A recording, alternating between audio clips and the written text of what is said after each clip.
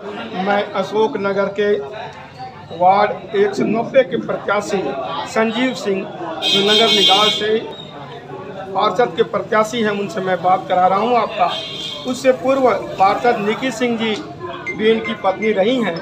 इसका मतलब लोगों का आशीर्वाद इनको पहले से मिलता रहा है। मैं बालकाल स्वयं सेवक हूँ जी। नमस्कार। पहले तो मेरा नाम संजीव सिंह है। भारतीय जनता पार्टी प्रदेश नेतृत्व ने मुझे यहाँ मौका दिया है प्रत्याशी के रूप में। मैं 1993 से भाजपा में भारतीय जनता पार्टी का सदस्य हूँ। भारतीय जनता पार्टी दिल्ली में बहुत दिनों से अपना कर्तव्य दिखा रही है, लेकिन लोग कहते हैं कि पूर्वांचल की बहुत बड़ी आबादी वहाँ है। पूर्वांचल और पंजाबी लोगों का बहुत बड़ा समन्वय है। आपके पास किन वोटरों का ज़्यादा संख्या है? देखिए, मेरे वार्ड की अगर बात करें तो पूर्वांचल के साथ साथ मुझे सभी प्रांत के लोगों का आशीर्वाद मिलता है और इसमें कोई संशय नहीं है कि मेरी धर्मपत्नी निकी सिंह 2012 से 2017 तक पार्षद रही और आज एक घर आप जाएंगे, चाहे वो पूर्वांचल का हो, उत्तरांचल का हो या कोई नॉर्थ यूपी का हो, वेस्टर्न का हो, साउथ का हो, वेस्ट का हो, सबका मुझे आशीर्वाद भरपूर। बहुत अच्छा। अभी संजीव सिंह जी बता रहे थे कि मेरे किसी से भेदभाव नहीं है, सबका आशीर्वाद मिलता है। कौमों को कबीलों में मत बांटिए, इस सफ़र को मीलों में मत बांटिए। एक नदी की तरह है हमारा वतन, इसे तालों और झीलों में मत बांटिए। ये एकता के सूत्रपात में करके लोगों से वोट मांगने का प्रयास कर रहे हैं और जनता भी इनके साथ हो रही है। पूछना चाहूँगा कि ऐसे परिवेश में जहाँ कई पार्टियाँ हैं, आपका क्या दिशा निर्देश चल रहा है, आप उसको बताइए। देखिए सर, ऐसा है, ये लड़ाई भारतीय जनता पार्टी ने मुझे टिकट दिया है।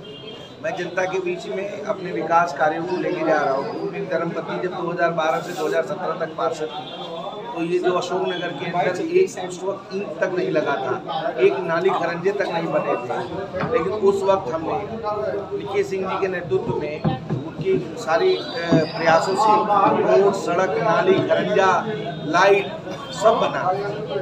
यहाँ पर दिल्ली ऐसे महानगर में एक कूड़ेदान तक नहीं बना और हमने यहाँ पर कूड़ेदान बनाने का काम किया, 5 टॉयलेट ब्लॉक बनाने का काम किया।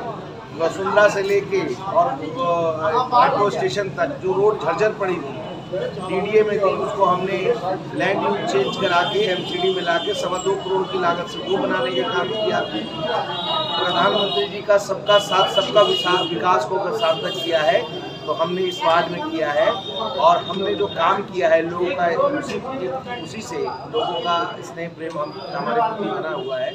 इसी काम को लेके जनता में जा रहे हैं। रही बात लड़ाई की, तो देखिए मैं आपको बता देता हूँ, झूठ और सच की लड़ाई है।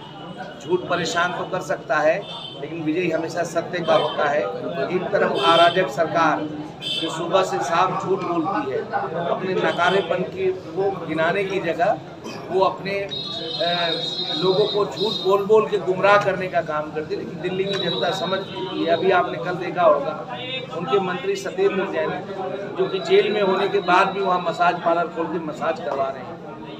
सुकेश जी ने बड़ी चिट्ठियाँ लिखी है जी साहब को, जिन्होंने कितना करप्शन किया है, भ्रष्टाचार में बंद है, पंजाब के अंदर क्या बुरा हाल है।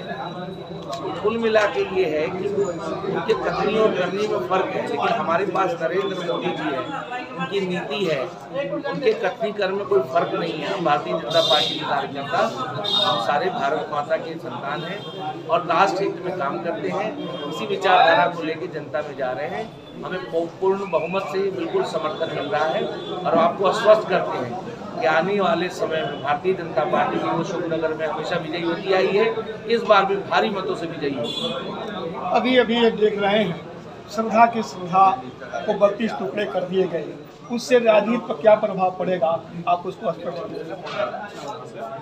देखिए, राजनीति पे कोई प्रभाव इसलिए नहीं पड़ेगा कि लोग पब्लिक है, सब जानती है, तो इसलिए घबराने की जरूरत नहीं है।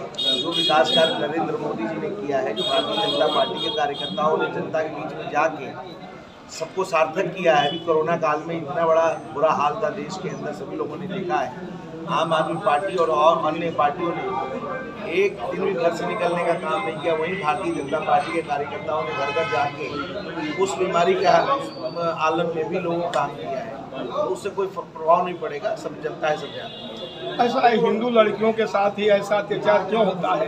क्या कोई मुस्लिम लड़की आज तक पूरे हिंदुस्तान में इस तरह से नकाब की गई है? क्या उसके भी टुकड़े किए गए हैं? ऐसा इस भारत में क्यों होता है? देखिए, कुछ कल्चर हमारे गलत बनाए गए थे, जिसका प्रधानमंत्री जी ने बहुत ही अच्छा 3 तलाक वाला मुद्दा था, या बाहर से भी मुद्दा आया है, सबका साथ सबका विकास वाला सिस्टम होना चाहिए।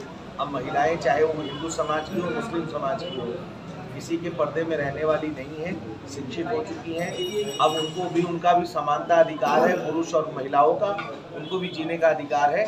इसलिए हम लोग ये चाहते हैं कि सबको समान अधिकार मिले और सबका साथ सबका विकास का जो मुख्य धारा में जो उनकी विचारधारा है उसको सार्थक करें। अभी संजीव सिंह जी कह रहे थे कि हम पूरे भारत की मिट्टी को, भारत की व्यवस्था को लेकर के चलने वाले लोग हैं, जात पात और व्यवस्था में नहीं बचने वाले हैं। नांचल में सितारों को सजाने की कसम खाओ, हाथों में अभी मेहंदी रचाने की कसम खाओ, अरे आपस के गिलेस पे मिटा लेंगे किसी भी दिन, भले देश की माटी बचाने की कसम खाओ, भले देश की माटी बचाने की कसम खाओ।